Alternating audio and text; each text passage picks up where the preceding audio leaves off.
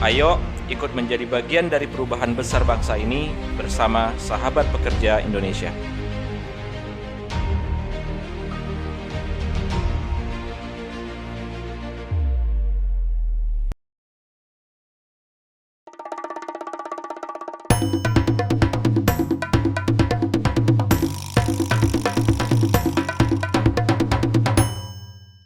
Sahabat pekerja, kembali dengan saya Hari Solputra dalam OPEK, obrolan pekerja, obrolannya yang berjiwa muda.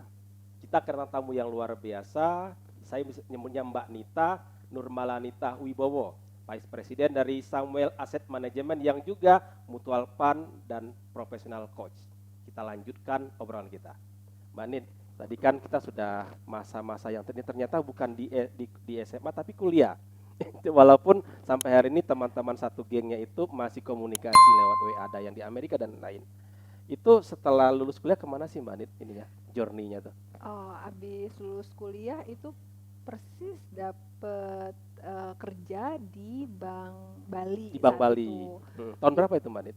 Tahun 96. 96, pas sebelum krisis ya berarti ya? Belum krisis, Oke. betul.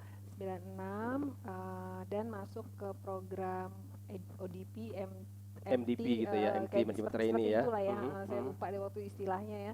Tapi waktu itu kan seperti itu manajemen trainee gitu ya istilahnya ya. Dan penempatan saya tuh untuk CRO waktu itu di Bank Bali. CRO itu CRM itu adalah pimpinan cabang, CRO itu ada wakilnya. Wakilnya, oh oke. Nah jadi itu saya di Bank Bali seperti itu, terus sampai 2004 itu baru Bank Bali itu diambil alih oleh Stanchart. Nggak lama terus akhirnya berubah menjadi Bank Permata. Nah di situ ya perjalanan karir saya tuh dari CRO jadi CRM atau jadi branch manager. Nah itu membawahi beberapa cabang, membawahi banyak cabang. Banyak cabang tuh artinya punya pengalaman di daerah Jakarta Selatan. Oh, area ya. Punya pengalaman di cabang Jakarta Barat gitu ya, di Kedoya waktu itu, terus punya pengalaman di Jakarta Pusat dan punya pengalaman di Jakarta Utara gitu. Jakarta Utara. Jadi kayaknya semua nasabah, tipe nasabah saya kenal tuh akhirnya kan gitu. Ada yang oh nih kalau daerah Pecenongan nih model nasabahnya begini nih gitu ya. Tapi kalau di selatan nih modelnya begini, kalau pusat tipe kantor modelnya seperti itu. Jadi saya beruntung sih karena akhirnya konsep yang saya tahu adalah the only constant is change. Oh, oke. Iya.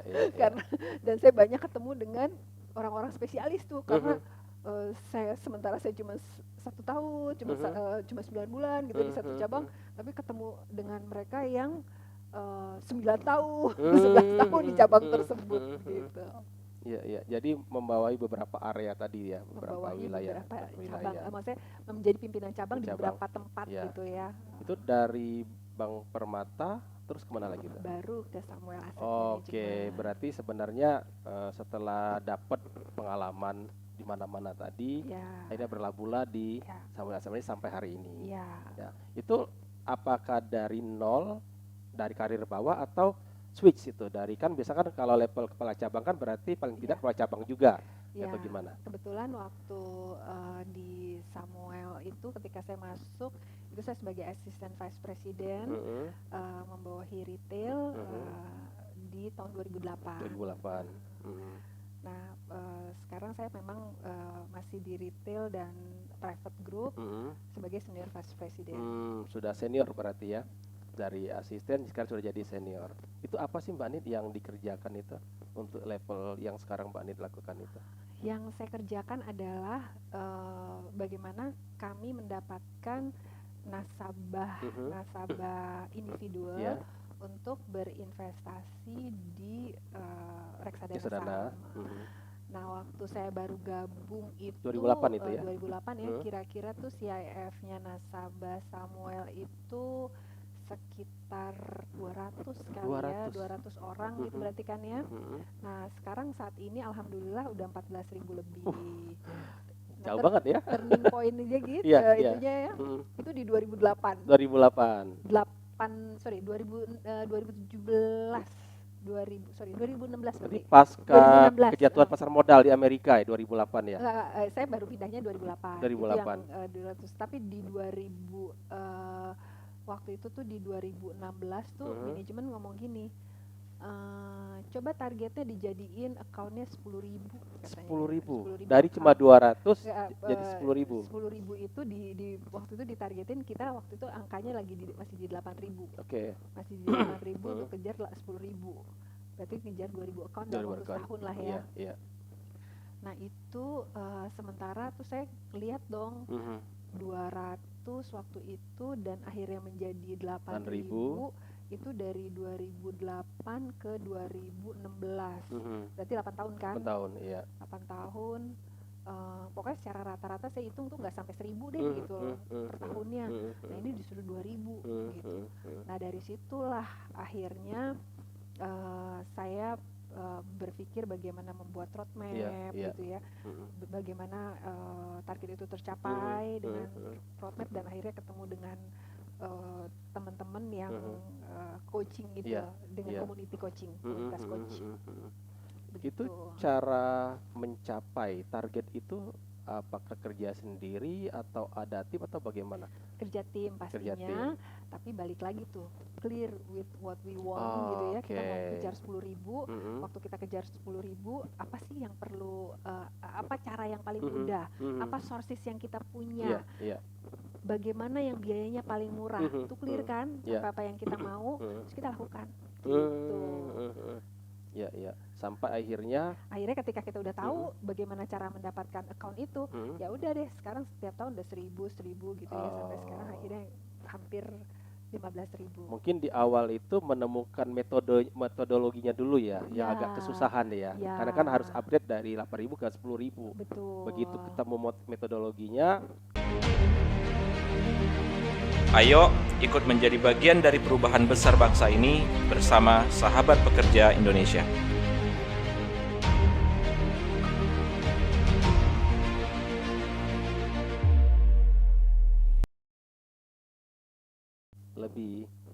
lebih mudah sampai akhirnya merasa kalau seperti ini terus ada yang kurang ya dari sisi Mbak Nita itu terkait dengan pengembangan diri atau bagaimana sebelum akhirnya menemukan menemukan coaching. Oke. Jadi waktu itu memang kebutuhannya adalah gimana ya untuk mencapai ini gitu kan, buat roadmap gitu. Gimana ya cara buat roadmap kan gitu ya. Nah ternyata ya banyak baca buku, banyak bertanya gitu ya, banyak mentoring pimpinan gitu, tapi how to-nya yang terbaik, tercepat yang akan kita lakukan gitu beserta tim itu ternyata metodologi coaching itu yang paling baik menurut saya. Kenapa? Karena sebetulnya kita tuh sudah punya sources yang terbaik loh di diri kita gitu loh. Tinggal bagaimana kita bisa mengaksesnya gitu. Artinya daripada tanya konsultan gimana gitu ya, lebih baik kita benar-benar ngelihat ke perusahaan kita sendiri punya sources apa yang terbaik gitu ya, dengan biaya yang termurah yang bisa kita jadikan sebagai kendaraan untuk mencapai itu pada intinya. Mbak Nit, kalau kita bicara coaching, apa sih bedanya dengan mentoring, Mbak Nit?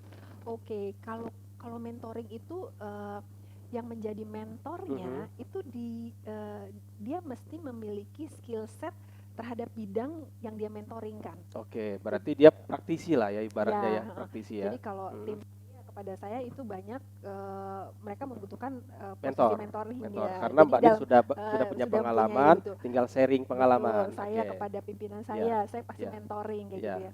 Tapi ketika coaching itu sebetulnya lebih bagaimana saya memprovokasi tim saya, dia menemukan cara-cara yang terbaik yang bisa dia lakukan untuk mencapai apa yang dia inginkan dengan sources yang dia punya. Oke. Jadi coaching is a skill set untuk memfasilitasi dengan tools bertanya. Ya. Bisa jadi seorang mentor itu dia punya pengalaman momentum waktu berbeda. Betul. Sementara ketika kita coba dengan pola yang sama kok nggak jalan ya. Betul. Tapi begitu dengan konsep coaching, itu justru masih bisa jalan. Bisa karena yang yang akan menjalaninya, Mhm. si coachnya Iya. ini dia menggunakan sources yang dia punya, sources resourceful yang dia punya. Dengan teknik menggali ya. Ya, Iya. kita Memprovokasi banyak. aja, kita bertanya dan Iya. bertanya sampai dia menemukan ahanya, di situ dia bisa Ya, take action ya. ya. Iya, iya. Nah, kan kalau di dunia pengembangan diri itu kan ada dua pilihan biasanya. Rata-rata kalau saya sebagai seorang trainer itu ketika ditanya, Pak, Bu, kenapa ikut? Ya, karena gratis dari perusahaan. Itu satu ya. Artinya mereka datang itu dengan keterpaksaan. Oke. Dipaksa lah seperti oleh perusahaan. Kalau nggak dipaksa mungkin nanti performanya jelek atau mungkin ada syarat tertentu yang harus dilewatin. Sementara di satu sisi ada orang yang dia itu ikut pelatihan, seminar dan lain-lain itu atas dirinya sendiri. Ya. Nah, Mbak Nita tuh kategori yang mana tuh? Saya kategori yang kedua. Terakhir.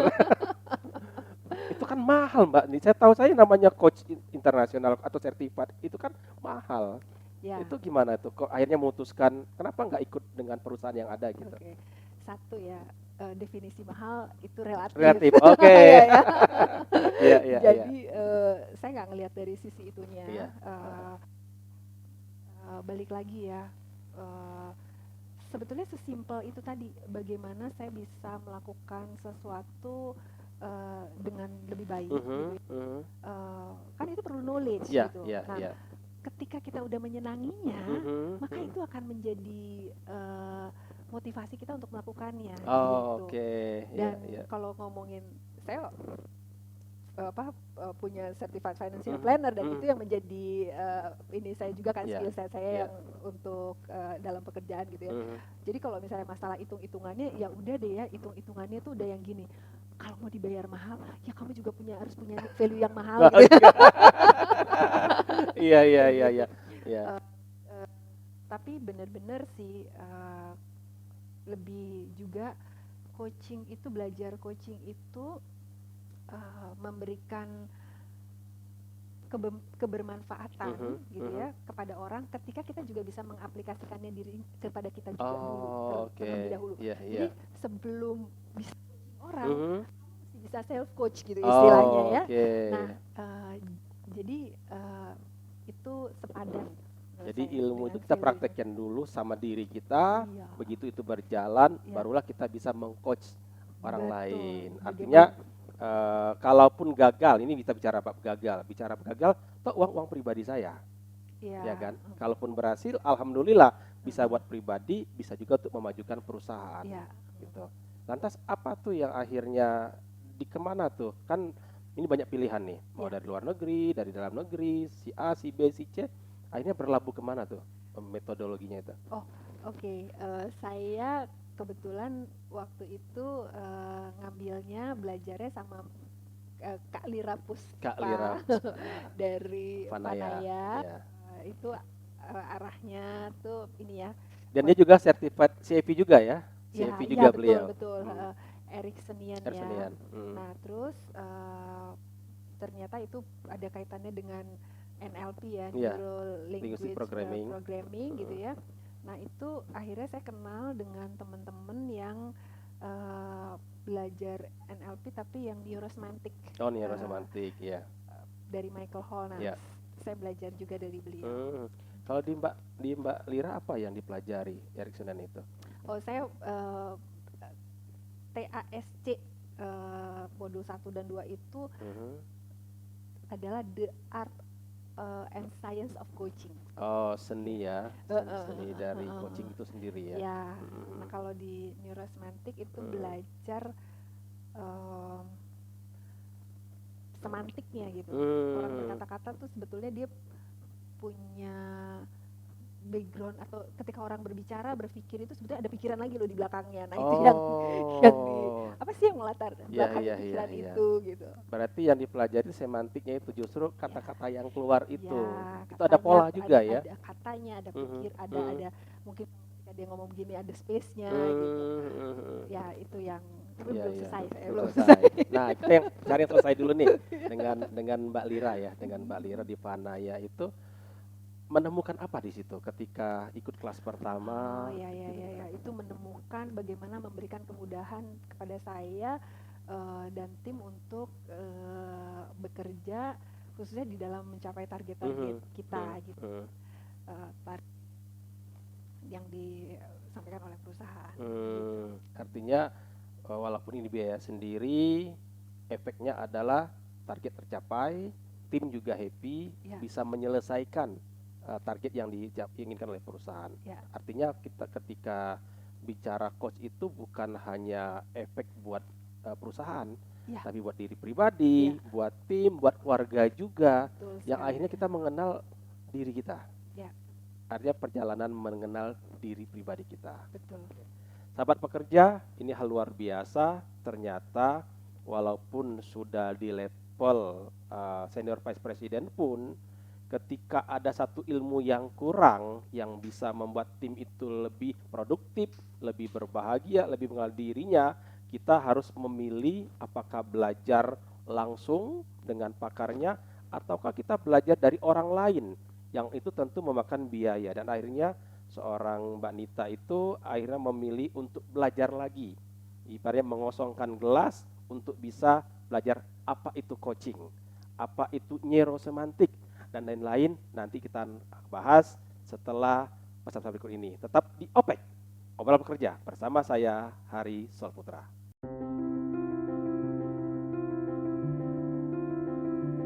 Berawal dari sebuah keprihatinan demi sebuah harapan untuk sekedar hidup layak dari para pekerja, kami belajar untuk memberdayakan diri kami sendiri. Kami bahkan belajar untuk mengadvokasi sahabat pekerja secara mandiri. Kami telah memulai kolaborasi proyek teknologi informasi, lokakarya sahabat pekerja, dan expert sharing dengan menghadirkan pekerja profesional di bidangnya. Ayo ikut menjadi bagian dari perubahan besar bangsa ini bersama Sahabat Pekerja Indonesia.